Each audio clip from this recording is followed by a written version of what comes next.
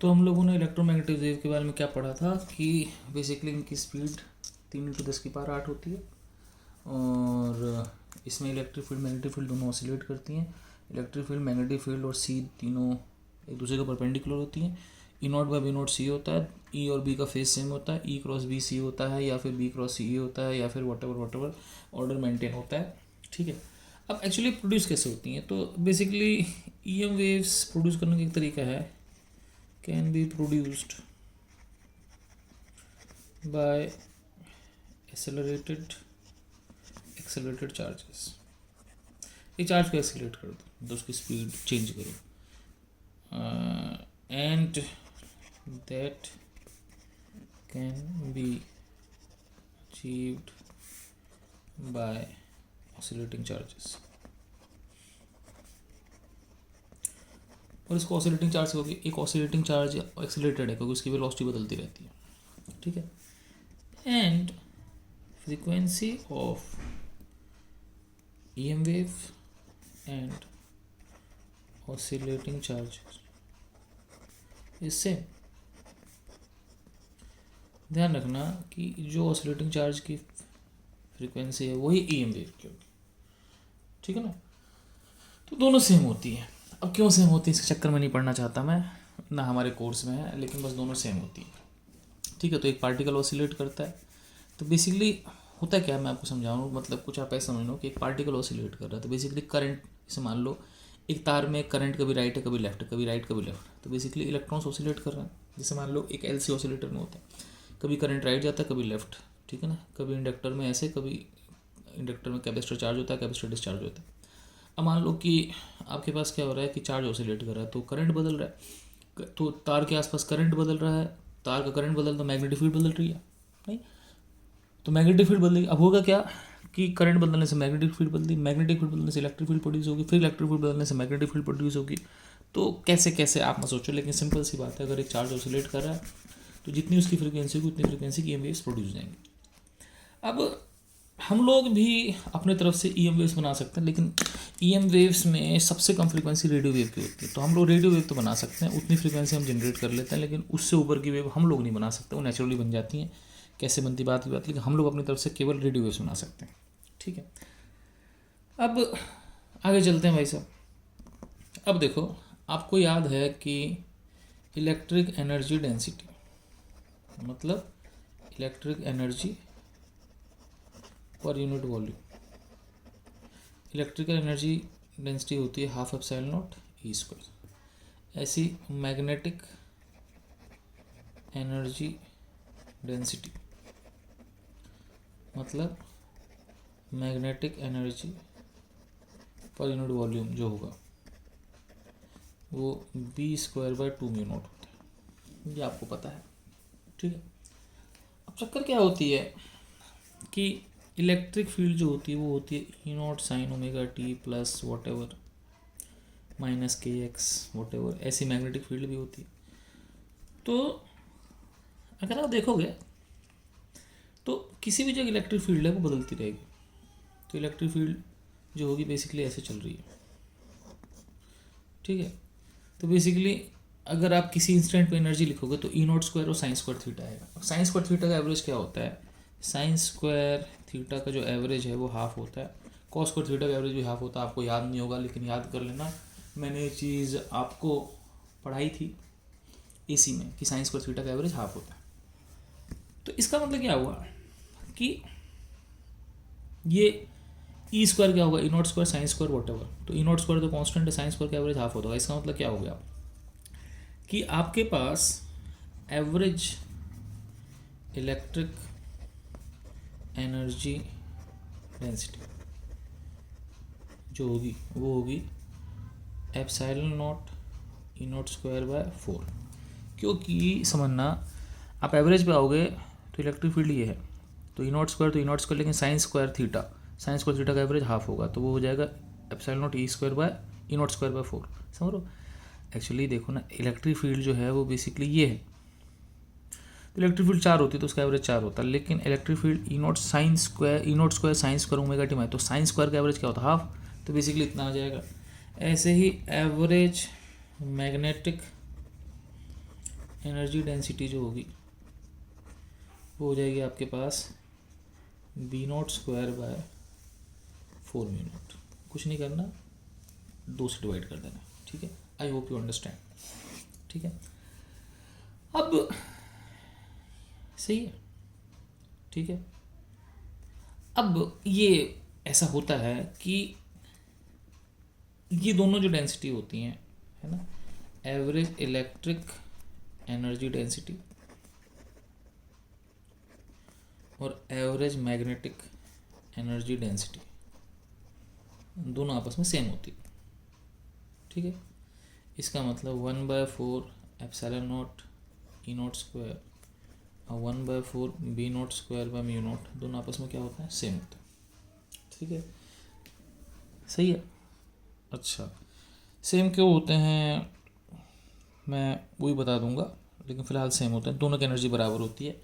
तो दोनों की एनर्जी बराबर, इसका मतलब कि एवरेज एनर्जी को आप 2 तरीके से लिख सकते हो। एवरेज एनर्जी जो होगी वो average electrical energy density plus average magnetic energy density, दोनों का सम होगी, इसका और ये दोनों बराबर हैं, तो यानी कि या तो इन दोनों का सम लिख लो या इसका डबल कर दो या इसका डबल कर दो। तो आप इसको हाफ एप्सिलॉन नॉट E0² भी लिख सकते हो, हाफ B0² बाय μ0² भी लिख सकते हो, है ना, B0² μ0, या इन दोनों का सम भी ले सकते हो, it's one and the same, ठीक है। ज़्यादा सोचना नहीं है, ठीक है। या तो इसका डबल, क्योंकि ये दोनों सेम, ये x है तो 2x है, तो या तो इसका डबल लिख दो या तो इसका डबल लिख दो या दोनों का सम लिख दो, it's one and the same thing, ठीक है। बात करते हैं लाइट की स्पीड की। लाइट की स्पीड होती है 1/μ0 एप्सिलॉन नॉट, ये होती है वैक्यूम में। किसी और मीडियम में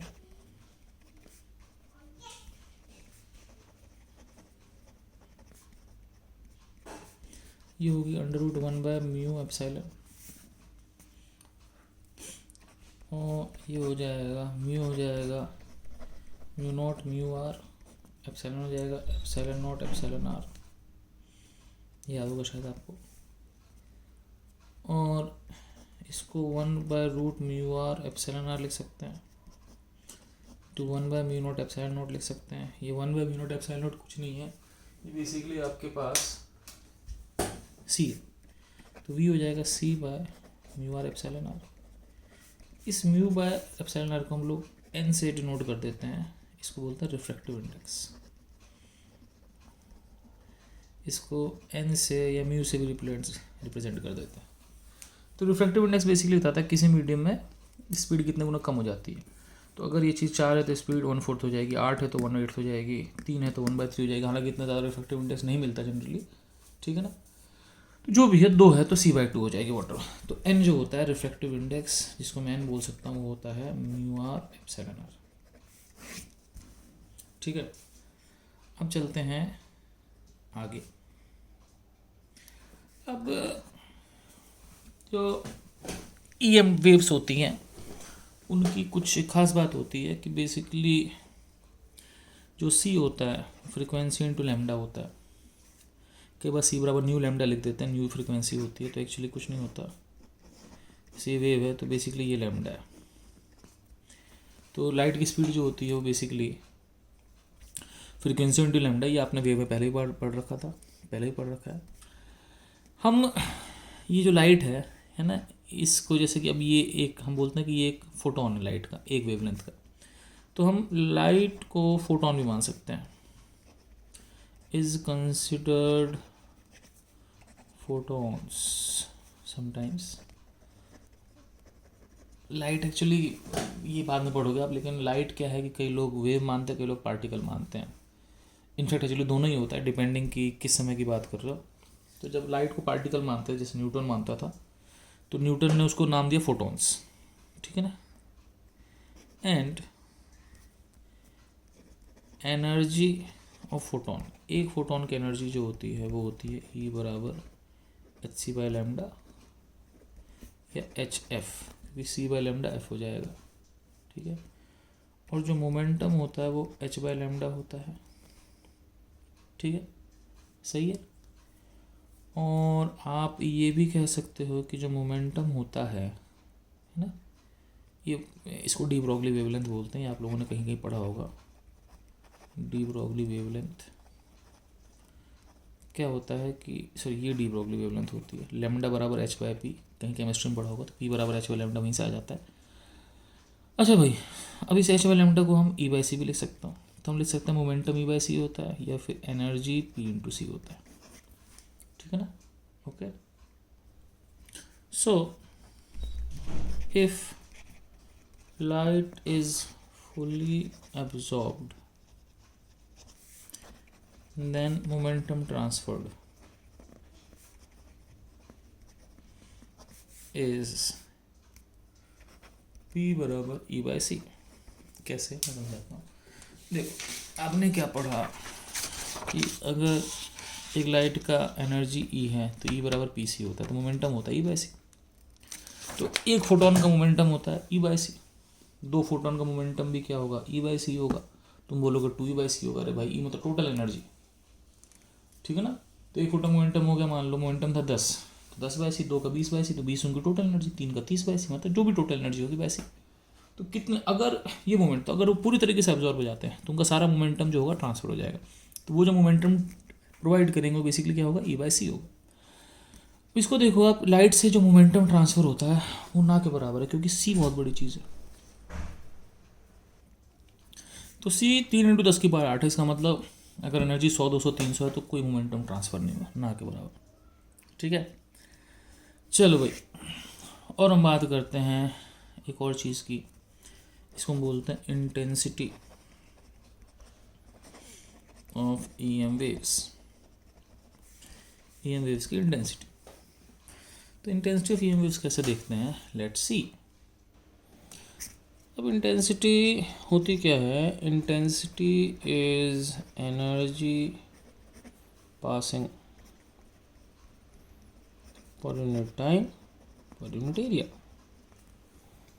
अब जैसे मान लो कि सपोज इस जगह से कोई लाइट निकल गई, मान लो लाइट की स्पीड सी है, तो एक टाइम डेल्टा टी में कितना चलेगी, सी डेल्टा टी। तो अब यह समझना कि एक लाइट का फोटोन मान लो यहाँ था, वो डेल्टा टी टाइम बाद यहाँ आ गया, समझ, टी बराबर 0 पे यहाँ था, टी बराबर डेल्टा टी पे यहाँ आ गया। तो अब ये समझ लो कि इतनी यहाँ से यहाँ तक आ गया, तो इसका मतलब समझ लो कि इस एरिया से वो एनर्जी पास हुई जो इस सिलेंडर के अंदर है। तो energy passing this shaded area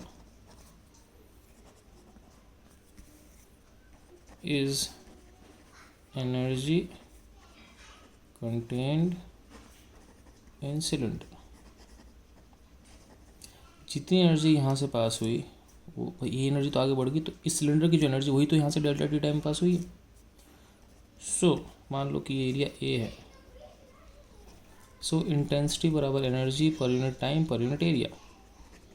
energy कितनी पास हुई, जो इसके अंदर है।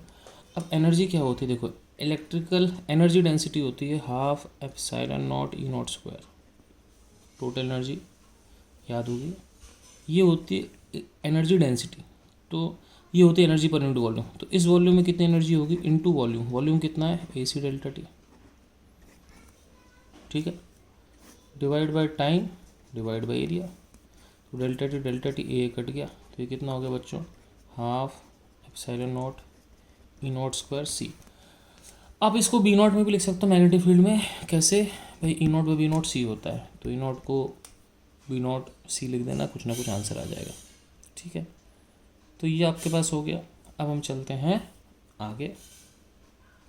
तो अब हम बात करते हैं कि कितने टाइप की इलेक्ट्रोमैग्नेटिक वेव्स होती हैं और कैसे। तो अब देखो बच्चों, ऐसा होता है कि